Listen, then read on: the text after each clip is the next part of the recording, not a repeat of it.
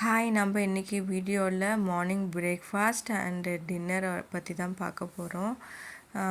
Morning பூரியும் chana masala பண்ணலாம் அப்படின்னு. இந்த சன்னா மசாலா செம்மையாக இருக்கும்.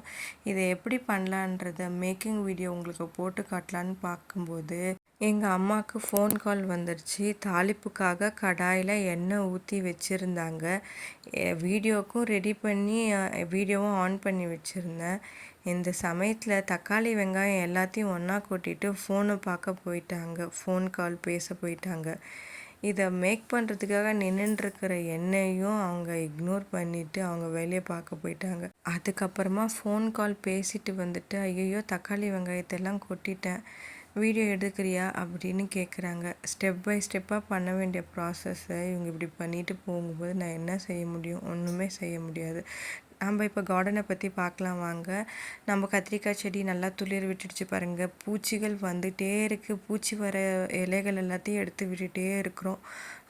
இப்போ ஓரளவு பரவாயில்ல, ஃப்ரெஷ்ஷாக வளர்ந்துட்டுருக்கு. நாட் ரோஸ் நல்லா துளிர் விட்டு 5 பூக்கள் கொடுத்துட்டாங்க. இன்னும் மொட்டுகள் இருக்குது. அதேமாதிரி ஒயிட் ரோஸ்லேயும் நல்லா துளிர் விட்டுட்டுருக்கு. குண்டுமல்லி செடியில் ஏதோ ஒரு பூண்டு விதமான செடிகள் வளர்ந்துட்டு இருந்தது, அதை பிடுங்கிட்டாங்க. அதுக்கப்புறம் முள் செடி வளர்ந்துருந்து அதையும் எடுத்துட்டாங்க. தேங்காய் நார்கள் எதுக்கு போட்டு வச்சுருக்கீங்கன்னா, தண்ணி அதிகமாக இருந்துச்சுன்னா அதை அப்சர்வ் பண்ணி கண்ட்ரோல் பண்ணும் அப்படின்னு சொல்கிறாங்க அம்மா. சரின்னு விட்டாச்சு. துளசி செடி, மிளகாய் செடிகள்லாம் நல்லா வளர்ந்துட்டு தான் இருக்குது. இப்போ பச்சை மிளகாயை ஹார்வெஸ்ட் பண்ணிக்கலாம். நான் ஒவ்வொரு செடியிலுமே 7 மிளகாய் கிடச்சிச்சின்னா வச்சுக்கோங்க. எல்லாத்துலேயும் எவ்வளோ பறிக்க முடியுமோ, கொஞ்சம் பெருசாக இருந்தது எல்லாத்தையுமே நல்லா பறிச்சாச்சு. சில மிளகாய்கள் பழுக்கிற ஸ்டேஜுக்கு வந்துடுச்சு. சில மிளகாய் ஒரு மாதிரி வெளிர் பச்சை கலர் வந்தது. சிலது ரொம்ப திக்காக இருந்தது. நாங்கள் சின்ன மிளகாயாக இருக்குது இன்னும் முத்தலை அப்படின்னு நினச்சா, நல்லா காரம் நல்லா உரப்பாக இருந்தது. ஒவ்வொரு மிளகாயிலுமே நல்ல காரத்தன்மை இருந்தது. அதையும் பறிச்சுக்கிட்டோம் பாருங்கள். குட்டி குட்டி பேக்கில் தான் வச்சுது. இது இந்த அளவுக்கு எங்களுக்கு பலன் தரும் நாங்கள் நினச்சி கூட பார்க்கல. இதோட எஃபோர்ட் ஃபுல் அண்ட் ஃபுல் எங்கள் அம்மா எடுத்தது.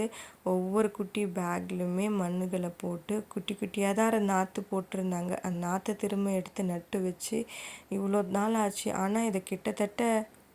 ஆனால் இது ஒன்றும் வளர்கிறதுக்கே 3 மாதம் ஆச்சுன்னு சொன்னாங்க. அதுக்கப்புறம் கிடைச்ச ரிசல்ட்டை பாருங்கள். இதில் ஒரு 35 மிளகாய்கள் இருக்கும். நல்ல ஒரு பலன், நல்ல ஒரு ஹார்ட் ஒர்க்குக்கு கிடைச்ச பலன்கள். Hats off to my mother. Dinner பார்க்கலாம் வாங்க. இட்லியும் நான்வெஜ் ஸ்டைலில் ஸ்பைசஸ் சட்னி. இது ரொம்பவும் நல்லாயிருக்கும். இது எப்படி பண்ணுறன்றதை ஷார்ட்ஸில் போடுறோம், பார்த்துக்கோங்க. அதோட யாருக்கெல்லாம் பர்ஃபி பிடிக்கும் அப்படின்றத கமெண்ட் பண்ணுங்கள். ஹாப்பியாக இருங்க. Bye bye. Subscribe my channel.